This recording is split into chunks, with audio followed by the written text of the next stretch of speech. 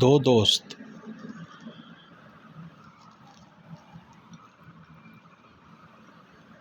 ایک شخص اپنے دوست سے شکایت کر رہا تھا کہ اس کی بیوی اس سے ہمیشہ ناراض ہی رہتی ہے۔ دوست نے اسے مشورہ دیا کہ عورت کتنی ہی خفا کیوں نہ ہو، تعریف سے خوش ہو ہی جاتی ہے۔ آج شام کھانے پر اس کے پکائے ہوئے سالن کی تعریف کر دینا۔ چنانچہ اس آدمی نے شام کو پہلا نوالا منہ میں لیتے ہوئے کہا، آہا ہا ہا بیگم، مزہ آ گیا، کیا غضب کا سالن پکایا ہے۔